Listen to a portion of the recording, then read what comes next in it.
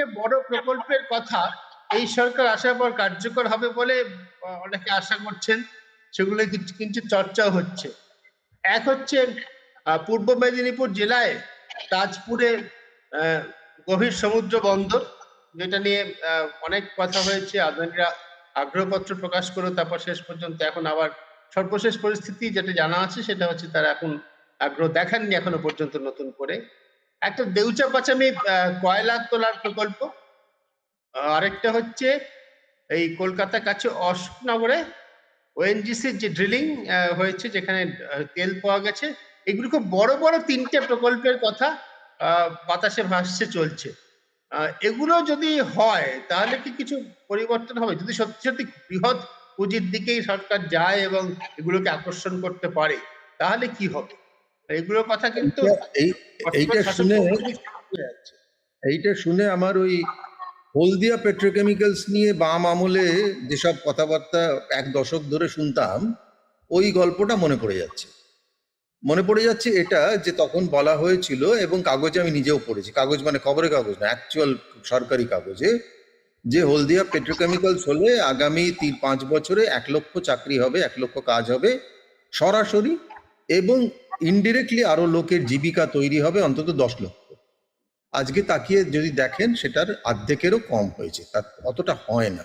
আসলে একটা জিনিস সবাই ভুলে যায়, সেটা হচ্ছে যে বড় প্রকল্পের ধরনটা আজ থেকে 50 বছর আগে, 30 বছর আগেও যা ছিল, এখন ধরনটা মৌলিকভাবে বদলে গেছে।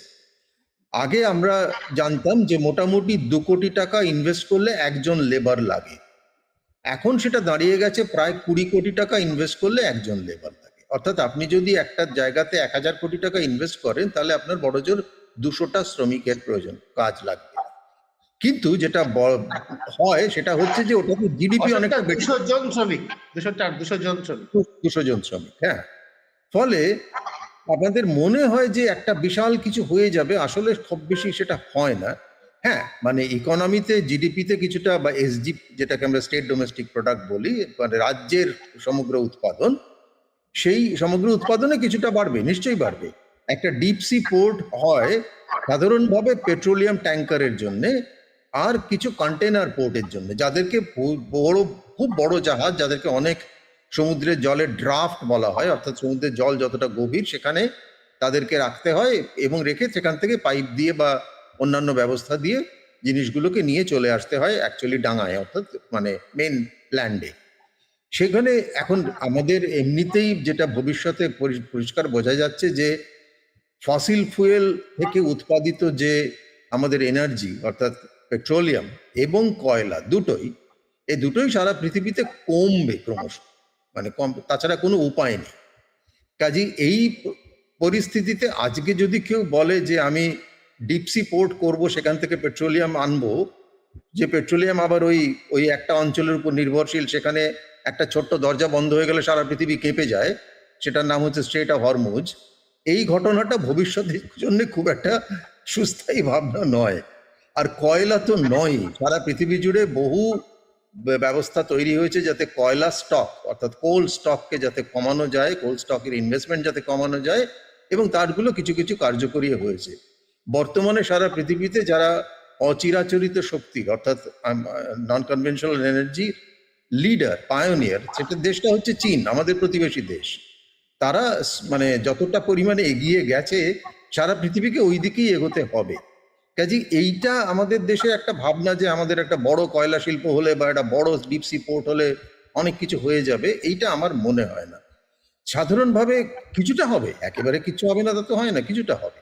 কিন্তু এগুলো এমনভাবে আন্তর্জাতিক সমস্ত জিও পলিটিক্স, আন্তর্জাতিক ট্রেড, এগুলোর উপরে নির্ভরশীল, যে সামান্যতম কোনো একটা শক তৈরি হলে এগুলো একেবারে মুখ থুবড়ে পড়ার আশঙ্কা থাকে, যেগুলো বারবার আমাদের দেশে ঘটেছে, এমন নয় যেগুলো ঘটেনি। কাজে সেইগুলো দিয়ে আমি খুব একটা জিনিস বলবো না। হ্যাঁ, ওএনজিসি যদি আমাদের দেশে আরো ড্রিলিং করে, সেখানে যদি আমাদের দেশে কিছু আরো তেল পাওয়া যায়, তার একটা মূল্য আছে, কারণ আমাদের দেশে তেলের নির্ভরতা 80%-এর কাছাকাছি, বা না 60%-এর কাছাকাছি ইম্পোর্ট এর উপর নির্ভরতা। কাজে সেটা হয়তো কিছুটা কমবে, তার একটা মানে হতে পারে। কিন্তু যেখানে সাধারণভাবে কর্মসংস্থান তৈরি হয় এবং এক্সপোর্টও সব থেকে বেশি তৈরি হয়, সেটা হচ্ছে যাকে আমরা এমএসএমই বলি। এই এমএসএমইতে পশ্চিমবঙ্গের, আপনার ওই আগের প্রশ্নকে ঘিরে আমি আনছি, সেটা হচ্ছে যে এমএসএমইতে পশ্চিমবঙ্গেরটা সংখ্যায় ভীষণ বেশি, কিন্তু অ্যাকচুয়ালি তার উদ্যোগের যে চেহারা, সেই চেহারাগুলি হচ্ছে যাকে অতি ক্ষুদ্র উদ্যোগ বলে বা টাইনি শিল্প বলে। এইখান থেকে যদি লিপটা নিতে হয়, অর্থাৎ যদি আমরা বলি যে দেখুন আমাদের এখানে একটা শিল্পে 20 থেকে 30 জন কর্মসংস্থান হবে, এই রকম কয়েক হাজার শিল্প আমরা তৈরি করব বা কয়েকশো শিল্প তৈরি করবো আগামী 25 বছরে, এইটা যদি টার্গেট করি, যে আমরা বলছি যে আমাদের যে কোনো শিল্পই হোক না কেন তাতে অন্তত 20 থেকে 30টা লোক, 30টা শ্রমিক নিযুক্ত হবে, এবং এইরকম আমরা কয়েক হাজার না হলেও কয়েকশো করব, তাহলে পশ্চিমবঙ্গে যেটা হবে সেটা হচ্ছে যে আমাদের এই কোটা করতে গেলে যে ধরনের পরিবেশের প্রয়োজন হয়, সেটা পরিবেশ মানে আমি প্রাকৃতিক পরিবেশ না, শিল্প পরিবেশের প্রয়োজন হয় পশ্চিমবঙ্গে। নির্দিষ্ট করে আমাদের সময় তো নির্দিষ্ট করে একটা ইন্ডাস্ট্রির কথা একটু আলোচনা করতে আমি চাই, সেটা হচ্ছে লেদার ইন্ডাস্ট্রি। আমি ছোটবেলা যেখানে থাকতাম পূর্ব কলকাতায়, তার কাছে ট্যাংরাতে আমরা বিস্তীর্ণ লেদার ইন্ডাস্ট্রি ছিল, ট্যানিং থেকে শুরু করে একদম কাঁচা চামড়া থেকে শুরু করে প্রসেসিং হতো। পশ্চিমবঙ্গের লেদারে আপনি কেউ বলেছেন যে একটা খুব বড় জায়গা ছিল লেদারের প্রসেসিং, ট্যানিং, একদম এমনকি ফিনিশ প্রোডাক্ট পর্যন্ত।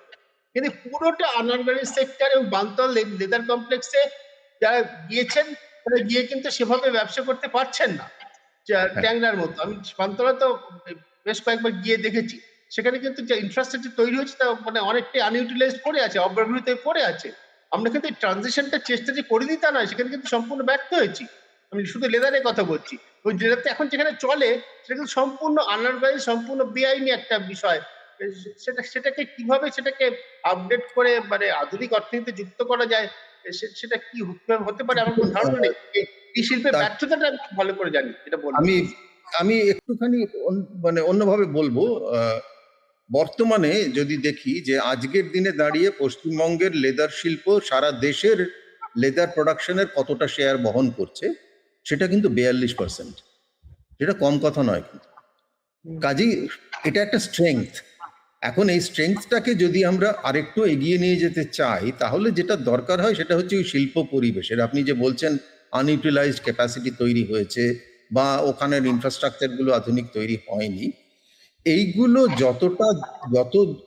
যত সম্ভব আমলাতান্ত্রিক অ্যাডমিনিস্ট্রেশনের নিয়ন্ত্রণে থাকবে, ততই এগুলো বিশেষ কোনোদিনও এগোবে না। এটা খুব পরিষ্কার। তামিলনাড়ুর একটা বড় জিনিস সবাই বলে, সেটা হচ্ছে যে তামিলনাড়ুতে কিন্তু মানে ব্যুরোক্রেসি যেটা, আমলাতন্ত্র যেটা, তারা শুধু যে আমলাতান্ত্রিকতা করেছে তা নয়, তারা নানাভাবে যে এন্টারপ্রেনিউরাল এনার্জি যেটা, সেইটাকে পাশে নিয়ে কাজ করার চেষ্টা করেছে, যেটা পশ্চিমবঙ্গের আমলাতন্ত্রের মধ্যে সত্যি সত্যি দেখা যায় বড্ড বেশি রুল ডিপেন্ডেন্ট, বড্ড বেশি নিয়ম ঘেঁষা, বড্ড বেশি কনজারভেটিভ, বড্ড বেশি রিস্ক অ্যাভার্স, মানে ঝুঁকি নিতে চায় না, এই ধরনের একটা আমলাতন্ত্র। এই আমলাতন্ত্রকে দিয়ে কিন্তু কোনো ইন্ডাস্ট্রিয়াল পার্ক, কোনো এসিজেড, এগুলো চলবে না। যেসব জায়গাতে ইন্ডাস্ট্রিয়াল পার্ক সাকসেসফুল হয়েছে বা এসিজেড সাকসেসফুল হয়েছে বা এই ধরনের লেদার পার্ক সাকসেসফুল হয়েছে, জেম অ্যান্ড জুয়েলারি পার্ক যেসব জায়গায় সাকসেসফুল হয়েছে, সব জায়গাতেই দেখা গেছে যে সত্যি সত্যি মানে এন্টারপ্রেনিয়রদের এক জায়গায় আনা, তাদেরকে বিজনেস ম্যানেজমেন্টের মধ্যে নিয়ে আসা, তাদেরকে এলাকার যে পার্কের সমস্ত প্রশাসনের মধ্যে নিয়ে আসা, তবেই এগুলো সম্ভব হয়েছে। সেইটা একটা বড় বিষয়, যেটা পশ্চিমবঙ্গের আমলাতন্ত্র ছাড়তে চায়নি কোনোদিন, যে আমরাই সামলাবো। আপনি পশ্চিমবঙ্গের শিল্প তালুকগুলোকে দিকে তাকিয়ে দেখুন, মানে আপনি দেখবেন বেহালা শিল্প তালুক আছে, নারকেলডাঙ্গা শিল্প তালুক আছে, একেবারে ধসে ধ্বংস হয়ে গেছে, কিচ্ছু নেই সেখানে। যেটা চলছে মানে কলকাতার মধ্যে কসবা শিল্প তালুক মোটামুটি ভালো চলে আমি যতদূর জানি, আর দুর্গাপুরের শিল্প তালুকটা মোটামুটি ভালো চলে, কিন্তু অন্য শিল্প তালুকগুলোকে নিয়ে ওই সম্পূর্ণটাই একজন আইএএস অথবা একজন দুজন ডব্লিউবিসিএস তারা জিনিসটা সামলাবেন, এ দিয়ে ইন্ডাস্ট্রিয়াল মানে পরিবেশ, শিল্প পরিবেশ তৈরি হয় না। এখানে আরেকটা জিনিসও বলবো, যেটা আমি আগে বলছিলাম, সেটা এই যে আমাদের বিজনেস স্কুলের ট্রেনিং এবং আইটিআই ট্রেনিং এর যে মানে যে আমাদের পরম্পরা, সেই পরম্পরাটা এত বেশি বৃহৎ শিল্প ঘেঁষা, যে সেইখান থেকে ম্যানেজমেন্ট সায়েন্স এবং বিজনেস সায়েন্সের যে মূল বোঝার জায়গাগুলো, সেই এক্সপার্টিসটা এই পার্টিকুলার সেক্টরে অর্থাৎ এমএসএমই সেক্টরে পৌঁছায় না। তারা সবাই গিয়ে হিন্দুস্তান লিভার খোঁজে, নয়তো আইটিসি খোঁজে, নয়তো গিয়ে ফরেন ব্যাংক খোঁজে। এইটাও আরেকটা বড় বিকল্প। আপনি যদি অন্য দেশের জায়গাগুলো দেখেন, সেখানে দেখবেন যে মিডিয়াম স্কেল ইন্ডাস্ট্রি থেকেই কিন্তু এন্টারপ্রেনারশিপ তৈরি হয়েছে, ম্যানেজমেন্ট স্কুল তৈরি হয়েছে, এবং সেখান থেকে আস্তে আস্তে তারা গ্রো করেছে। তাদের মার্কেটিং এর ব্যবস্থা যদি ধরুন, সেগুলো একটা বড় বিষয়। এইগুলো কিন্তু মানে সত্যি সত্যি মানে যেগুলো ব্যর্থতা সেগুলো আমরা দেখতে পাই, কিন্তু তার পিছনে যেটা দাঁড়ায়, আমি এটা মানে একটা ব্যক্তিগত উদাহরণ বলি, তাহলে এটা বলতে চাই না কিন্তু বলি। একটা সময় একটা মানে স্মল স্কেল ইন্ডাস্ট্রি, তখন বলা হতো এসএসআই, এখন আর কথাটা শোনা যায় না। স্মল স্কেল ইন্ডাস্ট্রির ফ্যাক্টরি করার জন্য আমরা উদ্যোগী হয়েছিলাম, আমি এবং আমার এক পার্টনার। খুব হাইটেক ইলেকট্রনিক্স, মানে স্পেস এবং মিলিটারিতে লাগে এমন ধরনের ইলেকট্রনিক্স, তার ভিত্তিতে আমাদের দুজনেরই এ বিষয়ে অভিজ্ঞতা ছিল। আমরা চেয়েছিলাম কসবা ইন্ডাস্ট্রিয়াল এস্টেটে একটা জমি, এটা বামেদের আমল।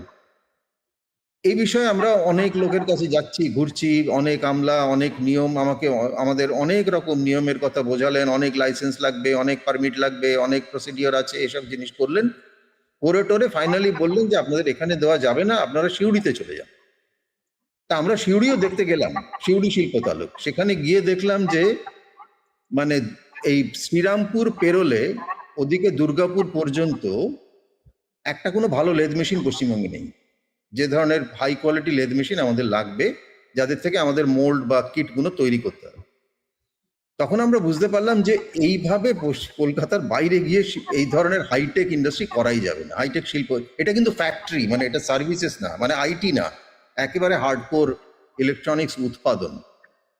তা শেষ পর্যন্ত আমরা দেখলাম এখানে হবে না। আমরা বললাম যে আমরা ফিরে আসতে চাই, সেগুলো হলো না কিছুতে। মোটামুটি 3.5 মাস 4 মাস ঘোরার পরে আমাদের একজন খবর দিল যে আপনারা ভুবনেশ্বরে যান, ওখানে একদিনে হয়ে যাবে। তা আমরা একবার গিয়ে ভুবনেশ্বরে ওদের যেটা শিল্প তালুক, তার যে চেয়ারম্যান, তার সঙ্গে কথা বললাম। তিনি সঙ্গে সঙ্গে একটা ফর্ম ফিল আপ করতে বললেন, আমাদের বায়োডাটাগুলো নিলেন, আমরা অ্যাপ্লাই করলাম। 1 সপ্তাহের মধ্যে অনুমোদন এসে গেল। 10 বিঘা জমি একটা শিল্প তালুকের মধ্যে, যেখানে ইলেকট্রিসিটি রয়েছে, শেড রয়েছে, জলের সাপ্লাই 24 ঘন্টা রয়েছে, এবং স্টেবল ইলেকট্রিসিটি। তা আমরা ওখানেই ইউনিটটা করেছিলাম। সেখান থেকে আমরা IBM কে সাপ্লাই করতাম, সেখান থেকে মোটরোলাকে সাপ্লাই করতাম। এটা করতে পেরেছিলাম, সেটা পশ্চিমবঙ্গে করা যেত, কিন্তু ওই আমলাতান্ত্রিকতায় জড়িয়ে গেছে। সেইটা বড় বিষয় পশ্চিমবঙ্গে, যে আমরা সবাই এত বেশি প্রসিডিওর ঘেঁষা, এত বেশি নিয়ম ঘেঁষা, যে আমরা নিয়মের বেড়াজালে আটকে গেছি। সেইটা থেকে ভাঙতে হবে। সেইখানে মানে ম্যানেজমেন্ট সায়েন্স বিজনেস স্কুলের লোকেদের লাগবে, তাছাড়া এগুলো হবে না।